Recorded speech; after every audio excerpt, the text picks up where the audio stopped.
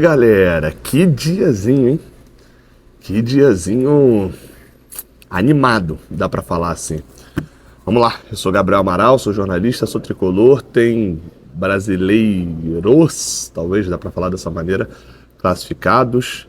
Vai falar aqui do jogo do Palmeiras, vai falar aqui até do jogo do Inter Miami, do Botafogo também, agora contra o PSG, enfim, dá pra falar do jogo todo, mas a ressaltar ainda mais o primeiro tempo, né? A loucura que foi.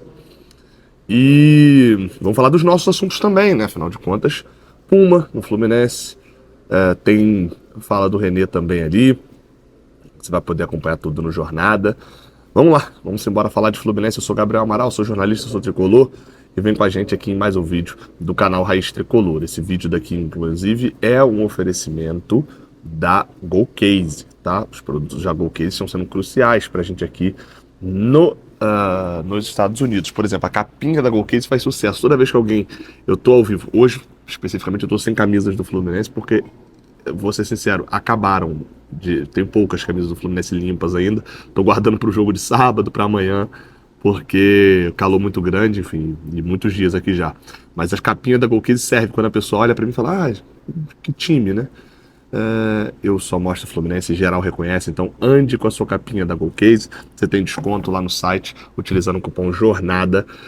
Compra uma, leva duas. Tudo aí pra você desenvolver bem sua paixão pelo Fluminense. E tem produtos oficiais de vários clubes, vários cenários, enfim, tem bastante coisa por lá. Vamos abrir falando sobre a Puma, né? O pessoal lá da Central Fluminense, o Wilson Forte, publicou que a Puma de fato agora fechou com o Fluminense. O anúncio vai ser feito, enfim, e a parceria começa em 2026, em janeiro.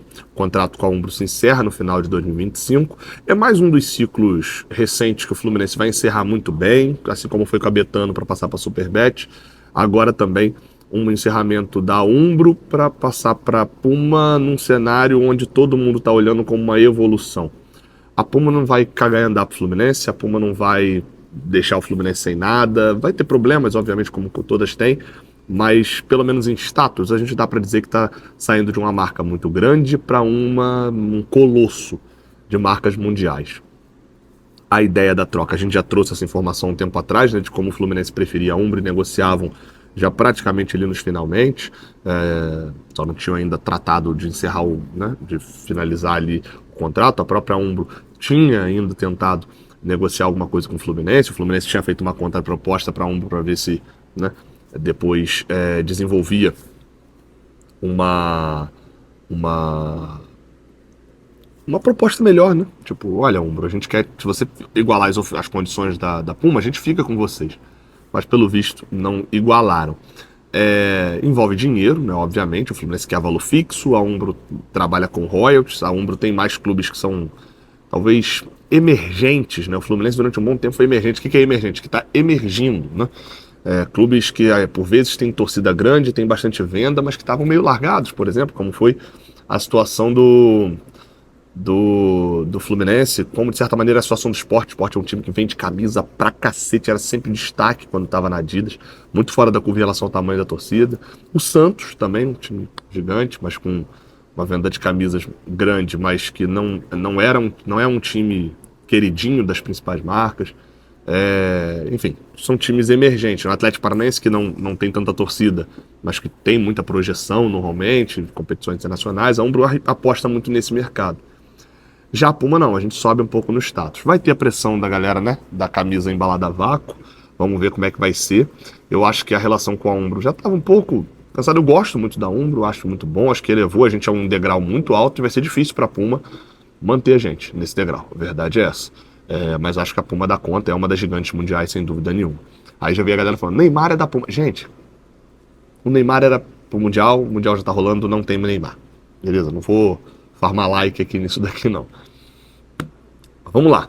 A gente fala aqui agora da ótima entrevista que o René deu pra gente, tá? Do Jornada, o Lessa lá direto de Colômbia.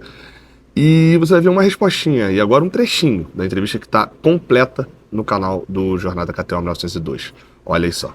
Por que você acha que ficou marcado para alguns momentos específicos, quando a tua carreira ela mostra uma regularidade muito grande em grandes equipes? Acho que também pela posição, né? Quem joga ali atrás sabe que qualquer erro pode estragar um jogo perfeito. Às vezes não precisa nem ser um erro grave, às vezes você faz uma falta, da falta acontece um gol e taxam de você de culpado, mas acredito que o mais importante é dentro do clube. Eu sei o meu potencial, os clubes que eu joguei sabem como eu sou no dia a dia, como eu trabalho. Infelizmente não vamos acertar sempre. É claro que às vezes um erro de alguns pesa mais do que de outros, mas faz parte. Eu acredito que o torcedor também tem muito o gosto, né? Às vezes você gosta mais de um jogador, não gosta do outro e no Brasil, principalmente, tem o hábito de quando você gosta de um jogador, você acaba falando mal de outro. Mas eu levo isso muito na boa, eu sei como funciona o futebol, principalmente o brasileiro. Eu procuro só trabalhar e fazer o meu melhor a cada dia. Eu sei que futebol tem dessas coisas, mas o futebol é coletivo. Eu acredito muito que ninguém ganha jogo sozinho e ninguém perde jogo sozinho. Então a gente é preparado ali para estar ajudando sempre quem está do nosso lado. Às vezes algum companheiro erra alguma bola, você consegue consertar. Às vezes o companheiro erra, você não consegue. E às vezes acontece comigo também. Às vezes eu erro e alguém conserta. Às vezes não, o companheiro não consegue consertar, mas quando você está junto ali, quando a equipe vem trabalhando forte em conjunto, minimiza muitos erros. Como foi o jogo do Borussia, onde a gente estava perto, sempre que um não conseguia tirar a bola, tinha outro próximo. Acredito que assim a gente pode minimizar isso, mas falando de mim pessoalmente, é só trabalhar. Eu não posso controlar o que os outros falam de mim, o que eu posso controlar ali dentro de campo, trabalhar, me dedicar. Se eu vou jogar bem ou não, eu posso controlar. Eu até brinco às vezes com o Hércules. Falei, fiz botinha, dei massagem, dormi cedo, me alimentei bem, bebi água a noite toda, mas se eu vou jogar bem amanhã e eu Chega na hora não vai? já não é comigo. Eu falei pra ele, a minha parte eu fiz, agora eu falei, entre no campo ali, entregue nas mãos de Deus o que tiver que acontecer, mas o que eu posso prometer é que eu faça a minha parte. E claro que dentro de campo ali a gente sabe que qualquer vacilo, qualquer erro de cálculo ali pode acontecer alguma coisa, tanto pro bem como pro mal, mas a nossa vida é essa, eu escolhi essa profissão, essa posição, então tem que aceitar as consequências. Às vezes também vem coisas boas, né? Também não vamos olhar só pro lado negativo, como você falou, onde eu passei, eu joguei, fui titular, fui campeão, então também tem coisas boas e eu prefiro ficar com essas boas lembranças. Cara, muito legal que o René coloca esse ponto, né? No futebol se valoriza muito esse negócio do jogador vencedor, né? Tipo, o René por onde passou, acho que só no Inter que ele não foi campeão, mas ainda assim bateu semifinal, foi terceiro colocado de Campeonato Brasileiro, enfim, tem, né? Segundo colocado, aliás, né? Foi vice-campeão Brasileirão 22, enfim, então, e é um cara que passou por Sport, Flamengo, Internacional e Fluminense, em todos esses foi titular, e quando perdeu a posição uma vez ou outra, enfim, então não foi um drama muito grande também não. Então um jogador se destacar, foi bem legal nesse ponto aí também, o René ter falado com a gente, a entrevista completa tá lá no Jornal KTO 1902. E aí, para fechar, falar sobre os brasileiros. Vamos em ordem, né? Em ordem de data, né? De horário. Esqueci como é que se fala quando é ordem de horário. Em ordem cronológica. Palmeiras está classificado, 2-0 no Al-Ahly. O jogo foi chato, complicado, mas primeiro tempo principalmente. Segundo tempo, depois fez o primeiro, fez o segundo rapidamente. Abel Ferreira mexeu. Veio até um comentário muito interessante que é a facilidade quando você tem um treinador com 4 anos, 5 anos, 6 anos já no comando. O cara, e bom, né? Você detecta o que o time tem de problema e você sabe exatamente qual peça acionar no banco. O atacante que corre um pouquinho mais, mas finaliza menos. Você sabe exatamente o que cada um tem de valência positiva e negativa. O Abel resolveu o jogo com a Al-Ahly em 10 minutos praticamente. Teve lá o alerta, parou o jogo, voltou, 2-0 resolvido. E foi muito facilitado pela grande surpresa do Barcelona Legends, né, dos Messi e amigos. Venceu o Porto, né? Deu uma olhada na rede social do Porto, a galera tá irada com a vergonha que o Porto tá passando no Super Mundial. Ter Miami, que era cotado para fazer nenhum ponto, não fazer nenhum gol se bobear, tá com o pé na classificação. Basicamente o cálculo é o seguinte: se Na última rodada tem Palmeiras e Inter Miami, em Miami. Se for um empate, seja qualquer for o resultado, os dois vão a 5. O Al-Ahly e o Porto, independente do que fizerem, vão a 4 pontos ou a 2 pontos, estariam eliminados se Palmeiras e Inter Miami empatarem. Vai ter arrumadinho? Acho que não. Mas acho que está tudo progredindo para ser, porque o Palmeiras passaria em primeiro, o Inter Miami acho que fazer jogo de trocação, o Palmeiras tem mais a perder, né? Pode acabar perdendo o jogo.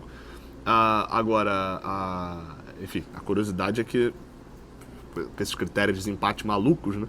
Umas situações meio pitorescas pode acontecer, esse negócio do confronto direto, por exemplo, o Porto não passar o Miami, enfim, mas a gente vai vou gravar um vídeo mais específico quando acabar a segunda rodada, falando ali da rodada final, do que pode acontecer, mas se tiver arrumadinho, Palmeiras e Inter Miami estão classificados.